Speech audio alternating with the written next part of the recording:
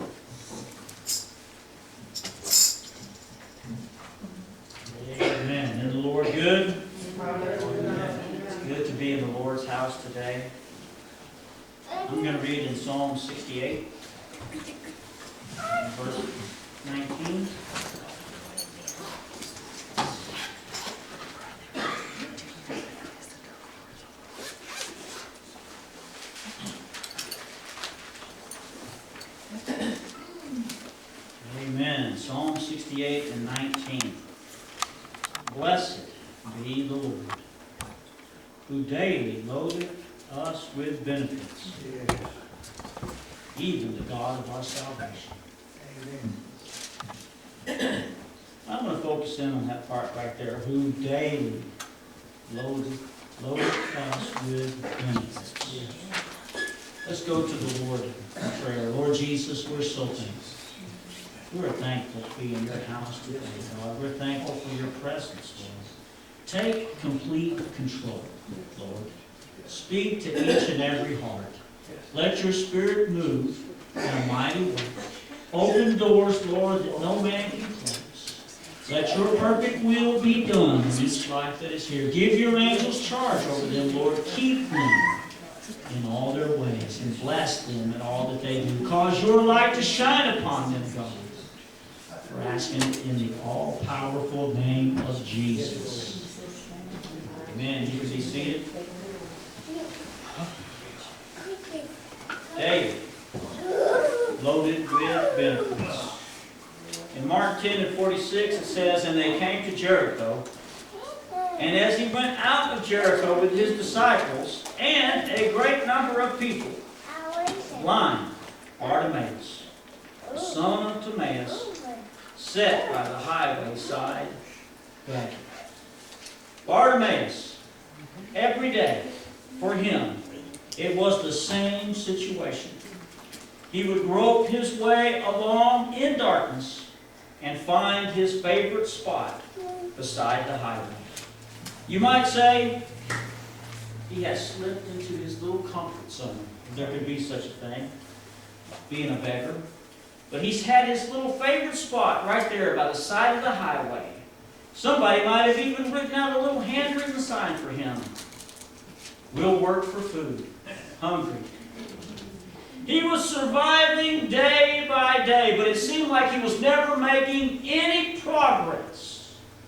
His life was stuck right where he was at. You could say he was in a rut.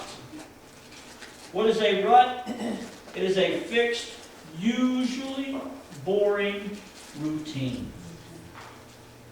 If we're not careful, our walk with God can become a Amen. We can get in a rut with our walk for God. We can feel like one service, and we come to the house of God, and it was the same as the service that was before. But I want to challenge you today to say, I'm ready to rise out of my comfort zone and believe that God, who daily loadeth with benefits, could do something special for me right here today. Amen. He daily loaded with benefits.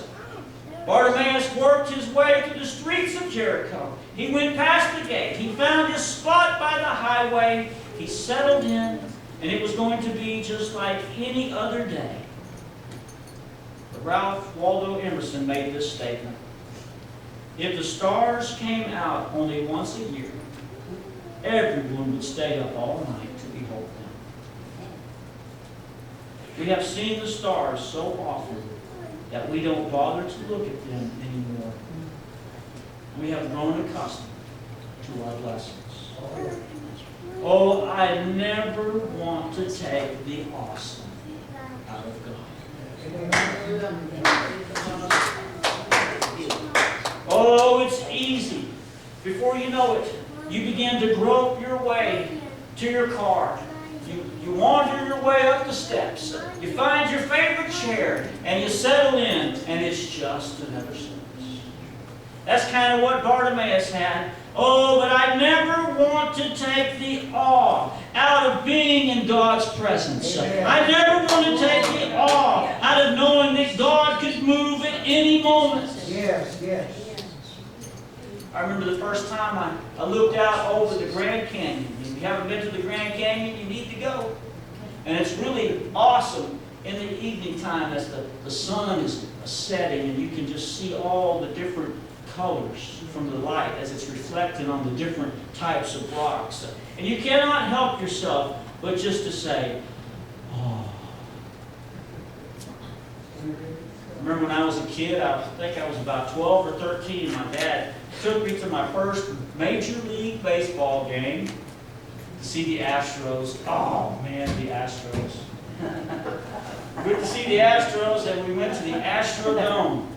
And when we walked into the corridor there, and we looked into the Astrodome. Here I am, a 12-year-old, and I looked, and I just couldn't help but say, oh. Right? There's that awe factor. I never want to lose the awe factor. Yes, yes. How about the first time you felt the power of God begin to move in a mighty way, and you looked up and you realized that the hand of God had just reached in and He had taken over a service, and all of a sudden God was moving, and you saw somebody receive healing in their body, and you felt the power of God begin to move, and you just had to say, oh! That was so amazing. Blessed be the Lord God, who daily loads us with His benefits. Kind of like the disciples as they're ducking in fear, as the wind is whipping through their boat, and they look up and they see Jesus as the wind is blowing through His hair, and He looks over and He says, peace, be still. Yeah. And there was a great calm. What manner of man is this? What were they saying? Oh, that was awesome. That was awesome what God just did. Oh, Bartimaeus, as he walked out of town, it was just like any other day. As he sat on the edge of the city and he listened to people as they were exiting out, and he began to ask for alms, just like he had always done, but suddenly, this day was not going to be like any other day.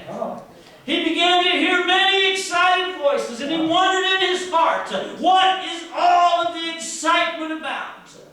He heard somebody walk by, and he said, what's going on? Why is everyone so excited? You read there, it says, in Mark 10:46, as he went out of Jericho with his disciples and a great number of people.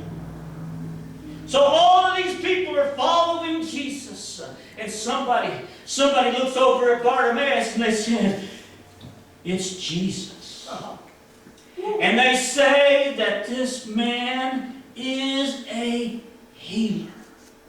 They say that this man can do anything. In fact, he once put his hand out and he touched a leper.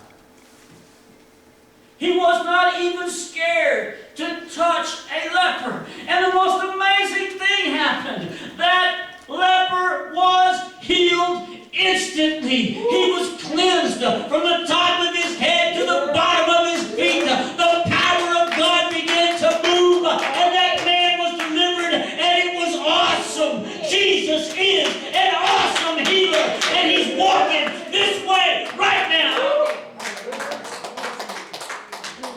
He could feel the electricity in the crowd. The electricity was in the air. He listened to the excited voices. He could hear somebody saying, Lord, please heal me. Lord, come and heal my family member. Lord, I know if you could touch them, they would be delivered. Lord, you've got to understand my situation is desperate, and I believe that nothing is too hard for you.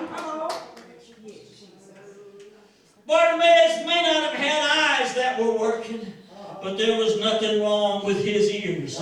He could hear the crowd that day as the people were calling out, Jesus, I need you today, now more than ever before. Don't leave, Jesus, until I get my victory. Oh, Jesus, reach down and intervene in my situation. He that hath ears to hear. He that hath ears to hear. You know, the Bible says, faith cometh by hearing. His faith began to rise. His faith began to move him out of his comfort zone. He was sitting in his favorite little spot. But as his faith began to move, he could not help it. But before he knew it, he was standing up on his feet. And I believe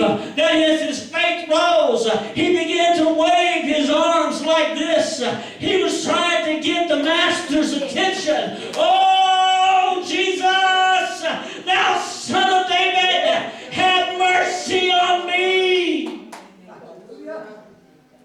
Oh, many charged him that he should hold his peace. But he cried out the more a great deal.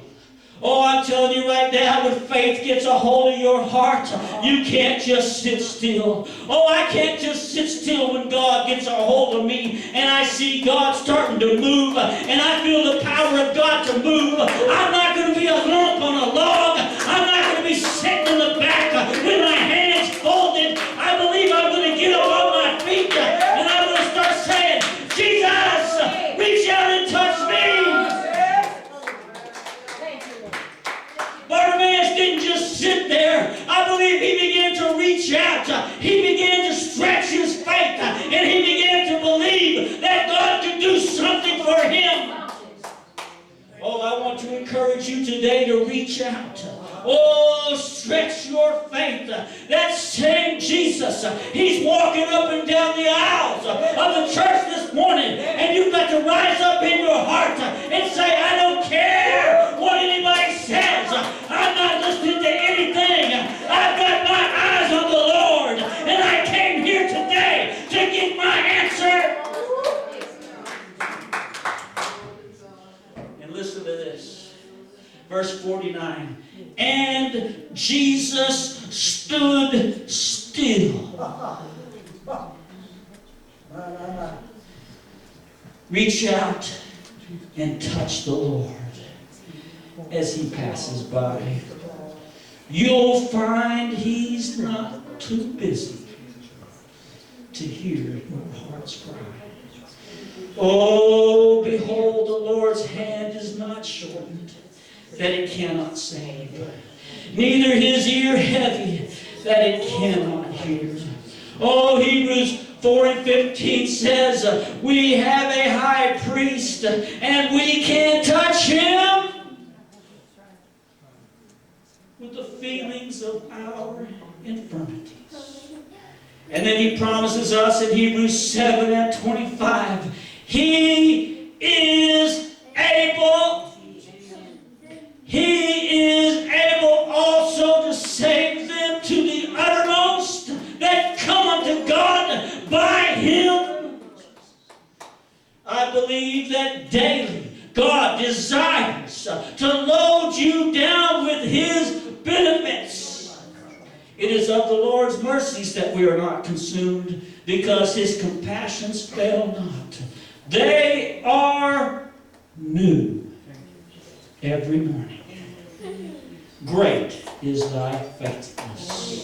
New every morning. The children of Israel, as they marched through a barren desert, there was a rock that followed them. And from that rock the water flowed. All they had to do was speak to the rock and the water would flow. Oh, and the rock that followed them was Christ. And I'm telling you, that same rock is here today. The Lord liveth, and blessed be my rock. Maybe it's time to speak to the rock today and say, God, I need you. I need you to do something in my life for me right now, today. Give us this day. Oh, it's time to open up your heart and begin to tell the Lord right where you're at. It's time to open up your heart and say, God, I'm ready for the rivers of living water to begin to flow from within me. God, I need you today. I need to feel your power today. Hallelujah. You read the verse right before this when it says, he led captivity captive. He gave gifts to men.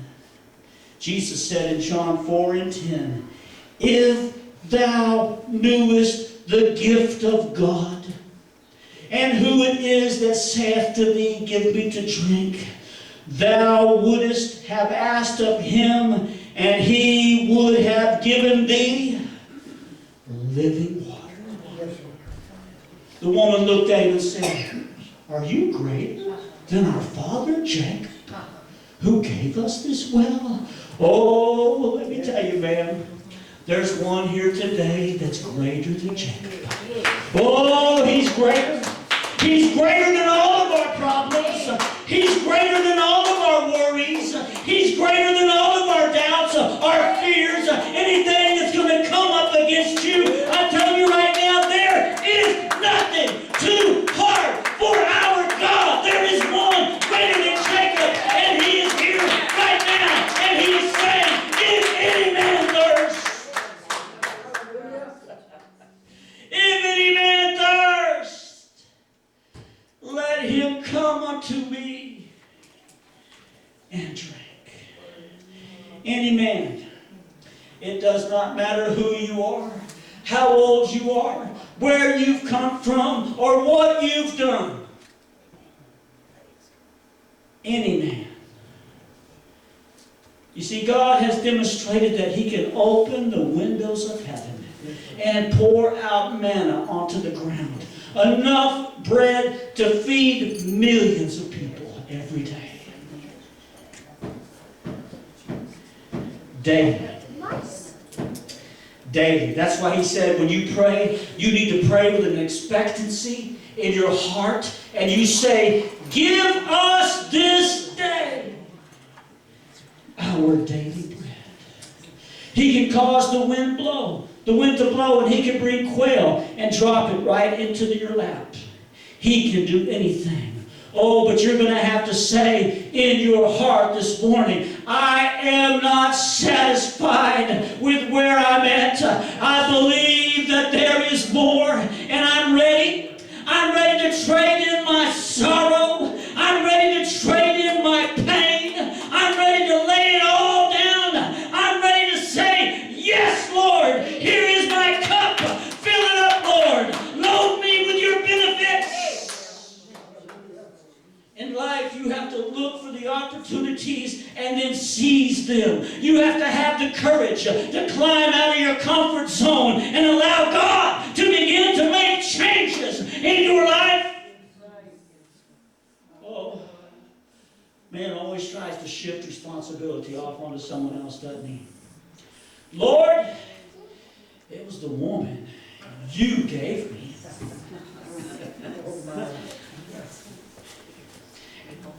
They even have a saying for today. It's not your fault, but it is your problem. I say, quit sitting around thinking about how you ended up where you are and take control of your situation. Put those things behind you and say, Lord, I'm ready to give you a chance to do something amazing in my life today. Today. He daily loads us with benefits. Oh, but you're going to have to begin to grow desperate for change. I believe that's what happened to Bartimaeus. He said, I am no longer satisfied to be a beggar sitting on the side of the road, but I'm going to put away my pride. I'm going to ignore the distractions, and I'm going to turn my eyes upon Jesus.